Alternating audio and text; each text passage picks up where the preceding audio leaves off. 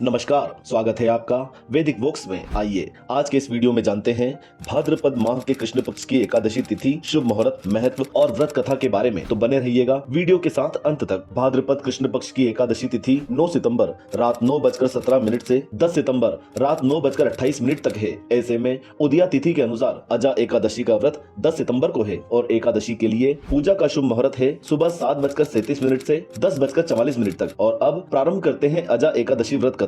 एक बार कुंती पुत्र युधिष्ठिर द्वारकाधीश श्री कृष्ण से कहते हैं, हे मधुसूदन, मैंने श्रावण शुक्ल एकादशी अर्थात पुत्रदा एकादशी का सविस्तार वर्णन सुना। अब आप कृपा करके मुझे भाद्रपद माह के कृष्ण पक्ष की एकादशी के विषय में भी बतलाइए। इस एकादशी का क्या नाम है तथा इसके व्रत का क्या विधान है? इसका व्रत करने से किस फल की प्राप्ति होती है? इस पर श्री कृष्ण कहते हैं, हे कुंती पुत्र, भाद्रपद माह के कृष्ण पक्ष की एकादशी को अजा एकादशी कहते हैं। इसका व्रत करने से सभी पाप नष्ट हो जाते हैं। जो मनुष्य इस दिन भगवान ऋषिकेश की पूजा करता है उसको वैकुंठ की प्राप्ति होती है। इस लोक और परलोक में मदद करने वाली इस एकादशी व्रत के सामने संसार में दूसरा कोई व्रत नहीं है। अब ध्यान पूर्वक इस एकादशी का महात्म्य श्रवण करो। पौराणिक काल में भगवान श्री राम के वंश में अयोध्या नगरी में हरिश्चंद्र नाम के एक चक्रवर्ती राजा राज्य करते थे। राजा अपनी सत्यनिष्ठा और ईमानदारी के लिए प्रसिद्ध थे। एक बार देवताओं ने इनकी परीक्षा लेने की योजना बनाई। राजा ने स्वप्न में देखा कि ऋषि विश्वामित्र को उन्होंने अपना राजपाट दान कर दिया है। सुबह विश्वामित्र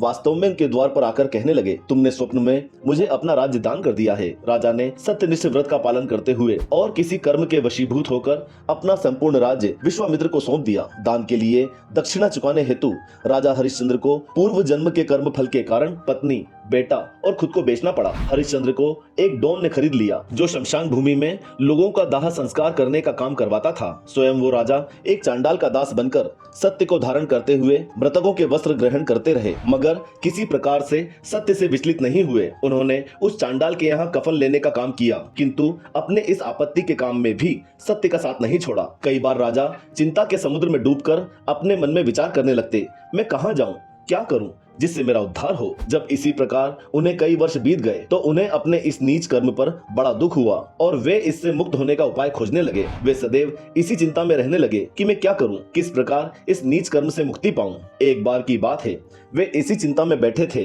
कि गौतम ऋषि उनके पास पहुंचे। राजा हरिश्चंद्र ने उन्हें देखकर प्रणाम किया और अपनी दुख भरी कथा सुनाने लगे। राजा हरिश्चंद्र की दुख भरी कहानी सुनकर महर्षि गौतम भी अत्यंत दुखी हुए और उन्होंने राजा से कहा, हे राजन, तुम्हारे भाग्य से आज से 7 दिन बाद भाद्रपद कृष्ण पक्ष की अजा नाम की एकादशी आएगी। तुम उस एकादशी का विधान पूर्वक व्रत करो तथा रात्रि को जागरण करो। इस व्रत के पुण्य प्रभाव से तुम्हारे सभी पाप नष्ट हो जाएंगे। इस प्रकार राजा से कहकर गौतम ऋषि उसी समय अंतर्ध्यान हो गए। अजा नाम की एकादशी आने पर राजा ने उनके कथनानुसार विधि पूर्वक व्रत और जागरण किया। उस व्रत के प्रभाव से राजा के समस्त पाप नष्ट हो गए। उस समय स्वर्ग में नगाड़े और बाजे बजने लगे तथा पुष्पों की वर्षा होने लगी। उन्होंने अपने सामने ब्रह्मा, विष्णु, महेश और देवेंद्र आदि देवताओं को खड़ा पाया। उन्होंने अपने मृतक पुत्र को जीवित और अपनी पत्नी को राजसी वस्त्र और आभूषणों से परिपूर्ण देखा। व्रत के प्रभाव से राजा को पुनः राज्य मिल गया। वास्तव में एक ऋषि ने राजा की परीक्षा लेने के लिए ये सब कौतुक किया था, परंतु अजा एकादशी के व्रत के प्रभाव से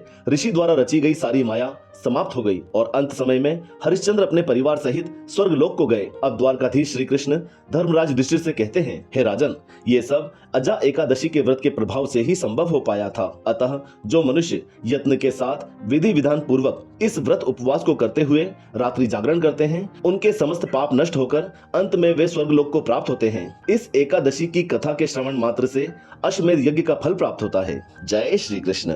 भाई और बहनों, आपको अजा एकादशी की यह पावन व्रत कथा कैसी लगी हमें कमेंट बॉक्स में कमेंट करके बताएं। साथ ही वीडियो को लाइक कर ज्यादा से ज्यादा शेयर करें।